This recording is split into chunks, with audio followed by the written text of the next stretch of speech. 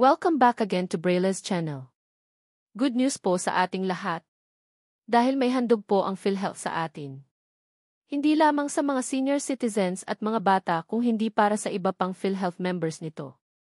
Dahil may inilunsad ngayon ang pamahalaan na yakap program under ng PhilHealth. Kung ano ito? At paano makapag-avail ng 20,000 pesos na libreng gamot, laboratories at consultations? Ang lahat ng yan ay ating ibabahagi ngayon. But before po tayo mag-start sa ating topic, kung bago ka pa lang sa aking channel, please do kindly subscribe, like, and share na din sa ating mga kaibigan. Kaanak o kapwa po natin PhilHealth members at please do share na din sa ating mga social media accounts para mas marami pa ang makaalam. With no further ado, let's begin na po sa ating topic. Good news! Handog ng PhilHealth para sa lahat. Yakap Program. 20,000 pesos of libreng gamot, libreng konsultasyon, libreng laboratories at cancer screening tests. Sino-sino ba ang mga kasali? Paano ba maka-avail? Ang buong detalye alamin. At first, ano nga ba ang yakap program ng PhilHealth? Ito ay katulad din ng konsulta provider dati ng PhilHealth, subalit ngayon ay mas pinaganda ang serbisyo. Dahil ngayon ay makakakuha na po tayo ng mga libreng gamot up to 20,000 pesos plus ang early cancer screening test sa iba't ibang lugar. Ano nga ba ang benepisyong matatanggap sa yakap program? Para po sa kaalaman ng lahat, ang lahat ng PhilHealth members ay makakatanggap ng libreng serbisyo tulad ng libreng check-up, libreng mga gamot, libreng cancer screening test at ang mga libreng laboratorio o diagnostics tests para sa lahat. Ang tanong, sino-sino ba ang pwedeng maka-avail ng yakap program?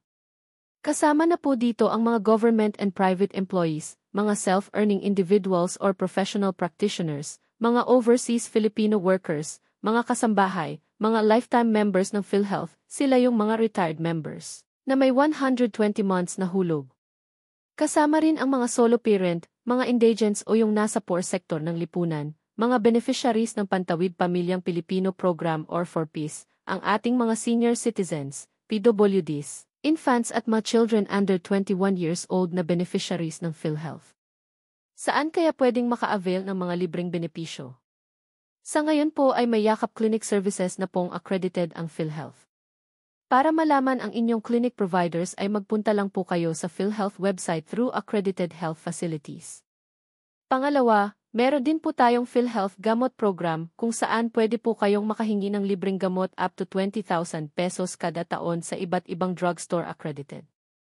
At meron din pong mga outpatient laboratories o diagnostic test clinics na available para sa kailangang test screenings tulad ng mammogram, breast ultrasound and colonoscopy at iba pa. Libre po lahat yan under ng yakap program.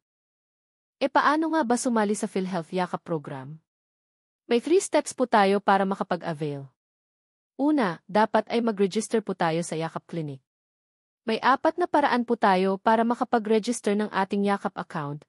Pwede sa eGovPH apps, pwede rin sa PhilHealth Member Portal online account, or pwede rin sa lokal na tanggapan ng PhilHealth at maging sa lahat ng yakap clinic. Pangalawa, once nakapag-register na po kayo ay magpunta na po sa yakap clinic kung saan ka nagparehistro para sa libreng check-up. During the consultation ay pwedeng magrekomenda ng screening test para sa cancer or laboratories test na kakailanganin.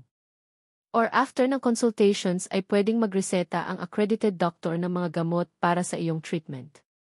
At panghuli, once may reseta na, ay pwede nang magpunta sa accredited drugstores kung saan pwedeng kunin ang libreng mga gamot. Kasama rito ang mga gamot para sa infections, asthma, chronic pulmonary disease, diabetes at iba pa. According sa PhilHealth, sa ngayon ay marami na pong drugstore ang accredited ng yakap program kung saan namimigay ito ng libreng gamot base sa ating reseta. May makikita po kayong karatula sa kanilang drugstore kung saan nakalagay ang key free medicines to earn libreng gamot. Ipakita lamang ang reseta o ang UPSC code at pirmahan lang ang gamot availment na ibibigay sa drugstore and that's it. Pwede rin nating malaman kung magkano na ang ating balance sa gamot kung hindi pa ito lumalagpas sa 20,000 pesos na limit. Yan po ay kada taon nating gagamitin kaya't kung naubos nyo na ngayong taon ang 20,000 limit ay pwede po ulit sa susunod na taon and so forth. Saan ba pwedeng magtanong para sa yakap program? Pwede po tayong tumawag sa 866-22588 o tumawag o magpadala ng text messages sa Smart o Globe numbers na makikita niyo po sa inyong screen. Mag-email sa actioncenter@philhealth.gov.ph or tumawag gamit ang click-to-call sa PhilHealth website at www.philhealth.gov.ph or pwedeng magpunta sa kahit saang tanggapan ng PhilHealth o Yakap booth sa inyong lugar. Para sa actual na pag-register sa Yakap Accredited Clinic, ay abangan niyo po ang ating mga susunod na video tutorial at ibabahagi po natin ang steps by steps po nito. At maging ang mga listahan kung saan pwede tayong makahingi ng libreng gamot ba na nireseta ng accredited Yakap Clinic doctors. Unti-unti ay magiging madali na po sa ating mga kapos sa medical na gastusin sa tulong ng PhilHealth.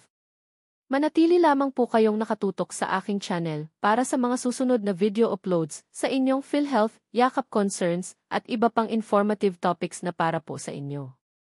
Marami pong salamat and God bless everyone.